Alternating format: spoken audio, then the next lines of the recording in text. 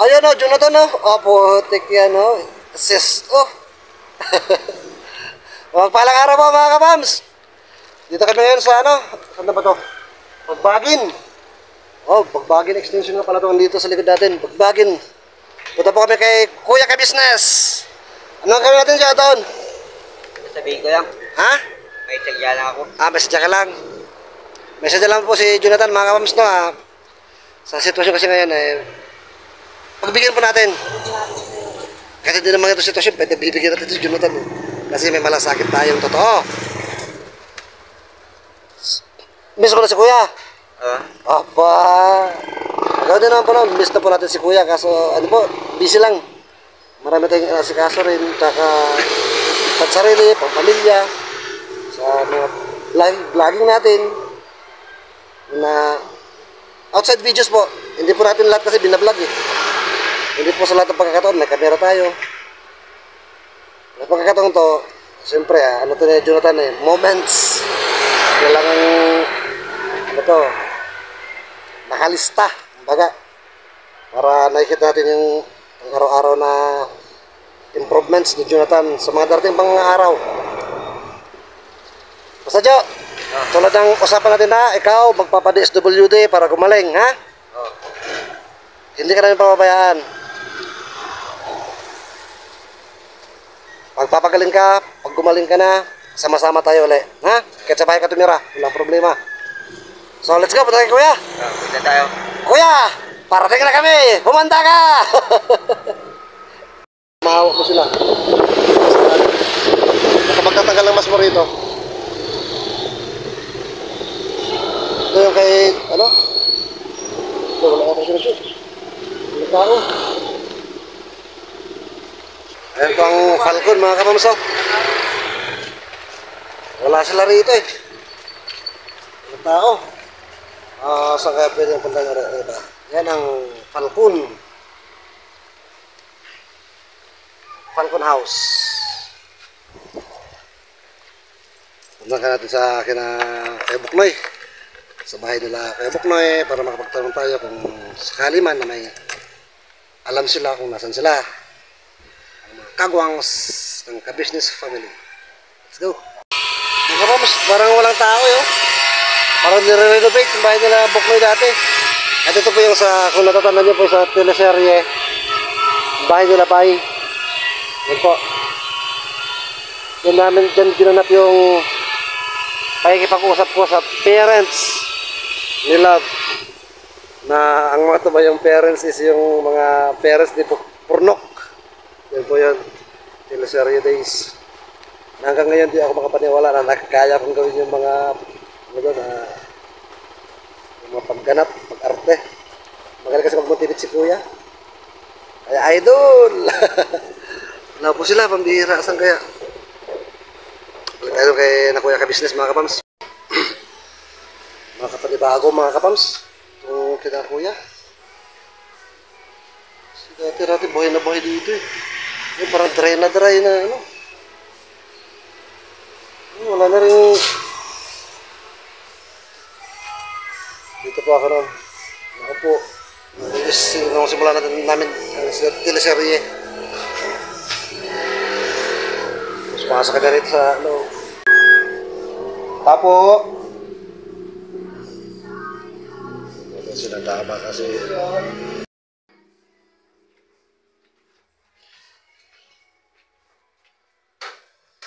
Uy! Asan sila Kuya? Ba't wala mga kagwang? Ha? Ba't wala mga kagwang? Sama sila Kuya ano? Kuya ano? Sama sila Kuya Bay? May nag-vlog sila? Saan sila nag-vlog? Hindi ko lang alam. Diyan kay kana Jonathan? Hindi ko alam. Nakal tayo. Cobra muna. Cobra. Magigilin sa Cobra. Ako lang Cobra. Hindi kita sasamahan. Tara, Cobra tayo. Tara. Ayaw. Oh, ayaw naman pala. Cobra muna. Tara nga, Cobra tayo. Bili. Cobra muna. Tara nga. Yung tindahan. Bumili ka muna.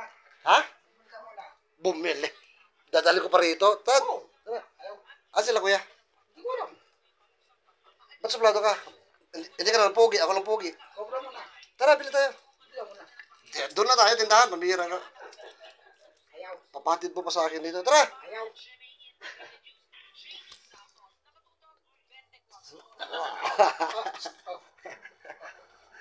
Hindi ko alam mo, dumating si Kuya dati. Umalis kanina eh. Nakakapanibago talaga yung, parang alungkot, wala ka tao-tao. May gumagalaw dito, di naman to tao. Ang bihira. Nakapanibago to, Les. Natagal kong di nakapunta rito. Laging masaya rito. Oo nga. Nakapanibago, alungkot. Hindi siguro nagbablog yung iba. Tahimik. Sabagay, may mga kanya-kanyang vlog na kasi, no? Oo. Dati-rati kasi wala eh. Sama-sama talaga rito, kaya masaya.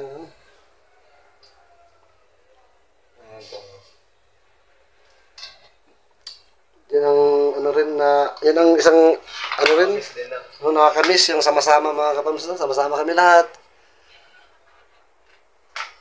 Pero ano naman, sa gabi naman, lagi nandito lahat. Pagkatapos ng mga vlog sa gabi, sama-sama pa rin. Oo.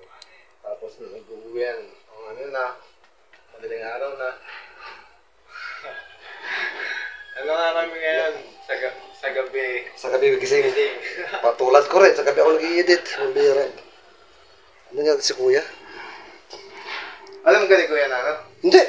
Alam mo naman ako, pasulpot-sulpot. Kuya! Ano mo si Bera? Han! Si Kuya Reggie nandito. Bera, where are you? Aragtada? Hoy! Aragtada? Ito kuya? Ha? Aragtada kuya? Isang-isang ko ito. Bilang natin. Ay, pakay mo.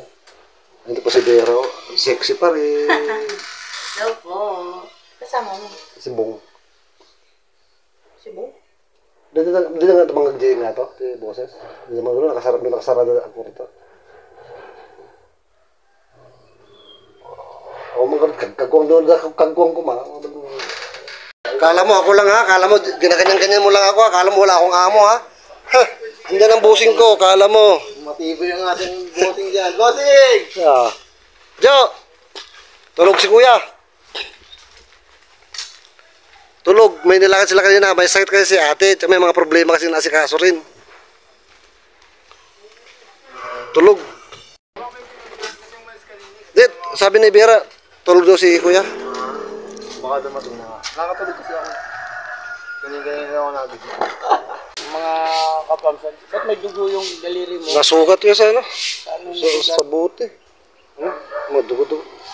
yung face mask mo, ayusin mo. Kasi hindi naman doon nandidiri ako sa'yo, kaya lang siyempre nag-ingat tayo sa sakit. Dahil sa positibo siya sa TB, ano? Oh, okay. Yung x-ray niya, nakuha ko na pati result. Yung sa ano lang, sputum na lang hindi pa. Kasi government ang magpo-process eh. Ayun, ganito mga ka-business, mga ka-pumps, siyempre kami ay nakikidalawang hati. Nangyari sa nanay. Huwag mo sisihin yung ospital, huwag mo sisihin yung mga taong nagdala doon sa ospital. Kasi ang may hawak ng buhay ng tao, ang Panginoon Diyos. Siyang nakakaalam kung hanggang kailan tayo rito mabubuhay. Kaya doon sa mga loko-loko, mga hindi nag-iisip na nagkukomento na isinisisi sa kung kani-kanino yung pagkamatay ni Nanay Marita, mag-isip kayong mabuti para kayong walang sapat na pag-iisip. Parang talo pa kayo ni Jonathan eh. Bakit isisisi nyo sa kapwa-tao ninyo eh? Lahat tayo, Diyos ang may hawak ng buhay natin, Diyos ang nakakaalam kung hanggang kailan lang tayo rito sa mundong ibabaw. Kung halimbawang loobin ng Panginoon Diyos na humaba pang buhay ni Nanay Marita, may magagawa bang sino man? Diba? Eh kung loloobin ng Panginoon Diyos na hanggang doon lang ang buhay ni Nanay Marita, ikaw, halimbawa ikaw na nagkomento ng kung ano-anong negatibo, kung loobin na ng Panginoon Diyos na hanggang mamayang ating gabi na lang yung buhay mo, may magagawa ba kami? Diba? May magagawa ba yung mga mahal mo sa buhay? May magagawa ba yung kamag-anak mo? Huwag ganun. No? Ang ipagpasalamat natin dyan, sa kabila ng ganun ang sitwasyon ng mag-iina, ay meron pa rin mga tao na nakahandang dumamay at tumulong sa kanila. At higit sa lahat, tapos na yung paghihirap ni Nanay Marita. Ba't kayo naghirap ba kayo kay Nanay Marita? Sige nga, tanungin ko kayo, yung mga negatibo ang sinasabi, naghirap ba kayo kay Nanay Marita? Nag-abot ba kayo kay piso? Kung makapag-husga kayo, wagas eh. Samantalang kayo nga, wala kayong bahagi eh. O real talk lang tayo. Diba? O yun, Jonathan ha. Doon sa mga nagsasalita ng hindi maganda na para bagang sinisisi pa sa akin yung pagkawala ni Nanay Marita. Anong kinalaman ko ron? Diyos ba ako? Diba? Mag-isip nga kayo. Diba, accumulation na ho yun ng mga sakit ni Nanay Marita na matagal na niyang iniinda. Ito kasi, ayaw ko magsisin si Jonathan, mga kapams na. Ayaw ko magsisin si Jonathan, pero kung tutuusin, yung pagtakas-takas si Jonathan na ilang beses na ipapagamot, tatakasan nila. Basta ba? Walang dapat sisihin. Kasi maging si Jonathan, hindi niya hawak ang buhay ng ina niya. No? Kahit na sabihin pa natin na kung ano pang gawin ni Jonathan niya, yung taong ang nagpapakamatay, hindi mamatay-matay eh. Dahil hindi niya pa oras eh. Diba? Hindi pa kalooban ng Panginoon Diyos eh. Yung taong ang ingat na ingat, tumawid lang sa kalsada, lusog, galing pa sa gym eh. Machong-macho, namatay eh. Nasagasaan ng piso eh. Yung iba nga, nakaupo lang eh. Yung iba nga natutulog lang, pagising patay na eh. Ganun po yun, no? Mga ka-business, mga kababayan, mga kapams. Huwag po tayong mag-isip na para bagang may control. May control ka ba? Sige nga, ikaw na nag-dokumento ng tungkol sa ganyan, may control ka sa buhay mo? Sige nga, may control ka ba kung hanggang kailan ka mabubuhay? Oo, bintaha yung pagkakaroon ng mabuti at magandang kalusugan. Pero hindi yan batayan kung ikay hahaba ang buhay mo o hindi. Tanging ang Panginoon Diyos lang ang nakakaalam kung hanggang kailan ka sa mundong ibabaw. Ha? Kaysa magdadadakda kayo dyan, manisi kayo na masisi, umaksyon nga kayo, sige nga, hinahamon ko kayo. O anong aksyon ninyo? O sa ganitong kalagayan ni Jonathan, o nagpunta ito sa akin, anong aksyon ninyo? Hindi ako galit. Napubusit sa inyo, sa mga nababasa kong mga komento. Iba yung galit sa busit eh. Oh. Kahit nga termino, magkaiba eh. Huwag ako ha, mga business, mga kapam. Huwag ako. Ngayon, ganito, saan nakaburol? Hindi dati dyan. Unang araw ngayon, no? Unang gabi ngayon. Mga tatlong araw po yun. Yan. Bakit nagsigap kang pumunta rito sa akin? Ilang araw na talaga napunta yung kuya, Bakit? Sana po eh. Bakit? Sabihin ko sana po na po yung nangyari. Alam ko na, tumawag sa akin si Ringy at si Budgie, tumawag sa akin nung gabi ba yun? No? Isang gabi po. Nung gabi na dinala namin. Oo. Kaya pa yung tubig ko ayaw na uminom. Nakaganyan Oo yung nga, buwan, naiintindihan kita. Naiintindihan ko siya mga ka-business anak eh. Ha? Jo, nararamdaman ko yung damdamin mo ha. Kaya lang wala tayong control dyan. Ha? Sa ibang bagay, tutulong si kuya. Pero sa buhay, hindi ko kayang dugtungan ang buhay na nanay mo. Yun yung magaling na nagko-komento dyan, baka kaya mo dugtungan yung buhay ni Nanay Marita. Sige daw. Kinilasa ko. Ka. Saglit lang ha. Nang payat na oh. Kumain ka muna. Kumain ka. Kumain ako. Kumain ka na? Sigurado ka? Oo, kumain ako doon. Mayroon namang paper plate. Saka yung Disposable spoon. Kumain na rin kuya. Baka ayaw mo lang. Saglit lang. Sige kuya. Ikaw, Jay, kumain muna kayo dyan. Opo. Anong masasabi ng kuya? Maraming salamat. Nagkita rin po kami. Nagkaharap. Nag-usap. Nakita mo, hindi galit si kuya sa'yo. Ay matagal ko nang inaasam kasi baka galit sa akin. Sabi ko sa'yo, Jonathan, si kuya magtatampo, masasaktan. Tulad namin, nasasaktan kami, nagtatampo tuwing may ginagawa ang kalokohan eh. Pero hindi kami magagalit sa'yo. Kasi naiintindihan ka namin. Maraming salamat kay Kuya Ka-Business. Hanggang ngayon, mabait pa rin sa amin. Ang pagkatao kasi, ayan po mga kapams no, na-prove ni Jonathan yung takot niya kay kuya, hindi totoo yun na magalit si kuya sa kanya. Sabi ko kay Jonathan, hindi mangyayari yun. Kasi ang ugali ng tao, ugali talaga yun, hindi mababago yun eh. Alam ko gaano kalambot ang puso ni kuya. Yung pangyayari yun na, kasi nung una kasi mga kapams no, nagkaroon ng si Jonathan, alinlangan. Sabi niya, kung hindi daw dahil sa hospital, kung hindi dinala sa hospital, buhay pa sana si Nanay Marita. Hindi yun tama, hindi totoo yun. Yung oras ng pagkamatay niya, yun talagang oras ng pagkamatay niya kahit nasaan man siya. Kung hindi dinala sa hospital yun, nasa kalasal siya namatay dyan. Mas mahirap kung nasa kalasal siya namatay. Hanggang doon lang talaga yung buhay niya. ikaw hindi natin nadala sa ospital, namatay siya, nandiyan ka sa liblib, nasa basurahan o kung saan-saan dyan, mas mahirap. Paano mo siya dadalhin? Paano ka matutulungan? Kaya mong gawin yung lahat? Nangyari na lang agad yun. Hanggang doon lang yung nakatakda na buhay ni Nanay Marita. Gumano na lang agad yun. Oo, hanggang doon lang. Ako yung, ano yun eh, naipon lahat ng yung manas niya. Gano'n nakatagal yun? 2 araw. Mga isa. Mga 2 araw. Dalawang matagal na yung manas ni Nanay Marita. Hindi yung ito, wala to. No, Ito lang. Oh. Yung ito eh. naging dalawang manas, 2 araw na. Oo. Ibig sabihin, Uminit pa nga eh. uminit na siya. Ibig sabihin, yung manas niya umakyat na sa puso niya. Di ba mainit lahat kasi lahat nila. Uminit. Kaya nga, Kaya nilagnat na siya. nagkakanin siya. Kaya nga, nilagnat na siya. Umakyat na sa puso niya yung manas niya. Napikpan na yung katawan niya. Alam ko na, hindi ako na. Dala ng kaso na siya.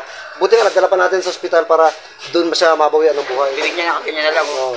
Umiinom parang mata niya. Malayo at tingin parang Ganun yung pangyayari. ano na. Kaya walang dapat sisihin po mga kapams. Maging kami man, ay pinabawi namin naman eh. Pagka nakapagsalita kami, di ba? Nasabi namin hindi dapat sisihin po si Jonathan. Hindi naman tisak yung mata. Kasi napakasakit po para sa isang anak ang mawalan ng Parang isang ina. matulog na. Kaya para mabawasan man lang yung ano niya, sakit naramdaman ng Jonathan, eh huwag natin sisihin si Jonathan. O kahit kanina pa man.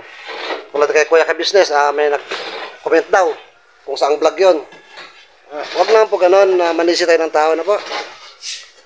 Wala pong may kasalanan. Tulad po sa sabi ni Kuya, walang may kasalanan, walang may ano dyan, kagustuhan. Hanggang doon talaga yung buhay ni Nanay Marita. At least nagawa natin yung bahagi natin, di po ba? Kaya pala dati, hindi siya mainit. Manas lang isang paa niya. Hindi siya dinanat. Malakas pa siya ngayon. Mainit na siya. At ito, O, di ba? Dalawang araw ka mo na nagmanas na pati isang kabilang paa niya. Pati kabilang paa niya, nagmanas na, 2 araw na, di ba? Umakyat na yung manas niya, yung puso niya. Sa tagal na panahon. Tumatakas-takas po si Jonathan, mga kapamsa kasi noon. Mainit na siya. Tapos yung paa niya, lumaki. Lahat uminit na. Kaya pala namatay. Umakyat na yung manas niya, puso niya. Lahat ng sakit niya, marami, halo-halo na. Kaya ikaw, sumunod ka dyan sa sinasabi, mag-DSWD tayo ha. Lalabas na yung ano mo, so, sa laboratory mo, nakuha ko ng x-ray, laboratory na lang. Papasok ka namin sa DSWD, magpapagaling ka doon. 6 na buwan yun. Kung nasa labas ka lang, paka 5 buwan, nasa kahiga ka, hanggang sa mamatay ka. Doon, magagaling ka. Pag gumaling ka na, balik normal, sama-sama ulit tayo. Ha? Magpagaling ka, Jo, ha? Jo, tsaka lagi ka magmamas. Maraming tao na kahalubilo mo, nakakasama sa kung saan-saan dyan. Mahahawa mo lahat ng tao pag di ka nagmamas. Magmalasakit ka sa kapwa-tao mo, ha? Para pag malasakit ka rin. May ano siya, TB. Kaya pinagmamas ko. Tas mo kuya yung... Mas mo dyan kasi yung hangin. May ikot-ikot yun. Yan. Tas mo ba konti? Kasi yung ano kasi TB, sa hangin yan dyan. Sa hangin yan. Medyo, Ito. Mahulog yun.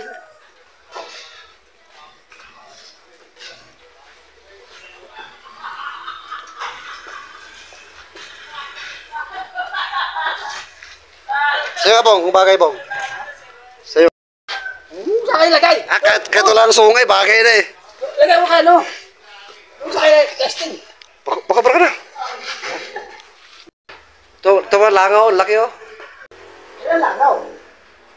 Ba't ang pogi mo talaga, Bong? Kapal. Oh, pogi yan. Pogi, no? Sa lahat ng kagawa, ang dami nag-aagawan dyan. Sa pinaka-pogi. Oo, pinaka-pogi yan na lahat. Iskandor! Pangit. Kaya na nga lang dalawa magkamukha eh, na ganyan-ganyan mo pa, Bong. Pero di abang na mas pogi si Lito sa'yo. Kala mo ha. Mas pogi si Kuya Bo. Hindi, tama na po kunya rin. Mas pogi si Lito. Si Lito. Hindi papayag yan. Sabi nga naman yan, iagis ko lang yun. Tara, mga lakal tayo. Ayaw. Ba't ayaw? Ayaw mo ng mga lakal? Tayo nila Jonathan, no? Ayaw. Wala naman yung pera. Meron dyan, kubra. Oo. Nais pa yung katabing bahay nila kuya, mga kapams. Dati-rati, ganda naman, baka luma na rin, no? Sa tagal na panahon. Hindi gagawin ako yung tapahan. Kaya to kahit ano to, dalawa. Laki. Pahaba ng isang kwarto. Kahit isang kwarto lang, dalawa kaya. Upahan. Laki na itong ano, baliti oh.